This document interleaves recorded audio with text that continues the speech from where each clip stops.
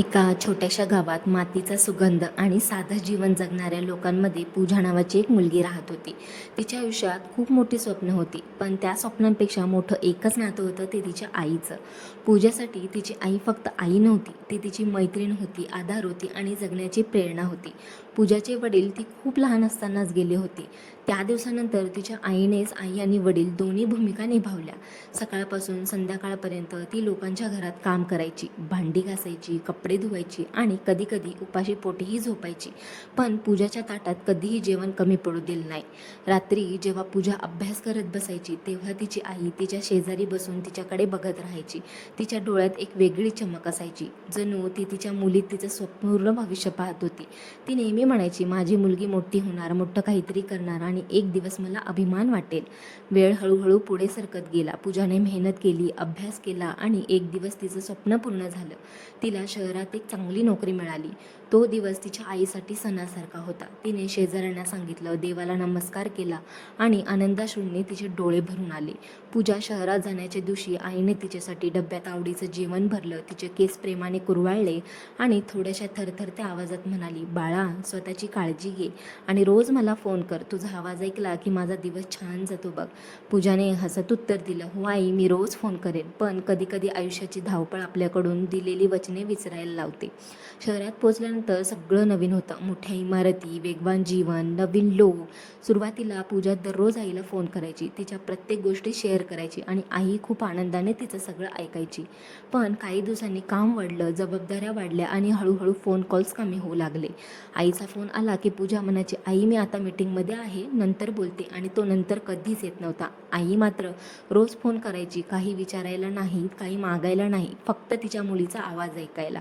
कधीकधी ती फोन लागेपर्यंत थांबायची आणि फोन कट झाला की शांतपणे मोबाईल बाजूला ठेवायची. गावात आता घर खूप शांत झालं होतं. आधी जिथे हसण्याचे आवाज होते, तिथे आता एकटेपणाचं ओझं होतं. आई रोज दरवाजाकडे बघायची, जणू पूजा अचानक येईल अशी तिला असायची. ती स्वतःशीच बोलायची, आज फोन करेल माझी मुलगी. पण एक दिवस संपायचा आणि फोन येत नसायचा. एक दिवस आईने पुन्हा फोन केला. त्या दिवशी पूजा खूप स्ट्रेस होती. ऑफिसचं प्रेशर, डेडलाईन्स आणि त्यात आईचा फोन. ती चिडली आणि म्हणाली, आई, किती वेळा फोन करतेस गं, मला काम असतं, समजत नाही का तुला? फोनच्या दुसऱ्या बाजूला काही सेकंद शांतता होती आणि मग आईने हलक्या आवाजात फक्त एवढंच म्हटलं, ठीक आहे बाळा, काळजी घे तुझी. तो आवाज खूप शांत होता, पण त्यात खूप काही दडलेलं होतं आणि तोच तिचा शेवटचा संवाद ठरला. दुसऱ्या दिवशी सकाळी पूजाला एक अनोळखी नंबरवरून कॉल आला. तुम्ही पूजाच बोलताय का? ती थोडी घाबरली. हो, तुमची आई हॉस्पिटलमध्ये आहे, लगेच या. त्या एका वाक्याने तिच्या पायाखालची जमीनच सरकली. तिचं मन घाबरलं, डोळे भरून आले आणि हातात थरथरू लागले.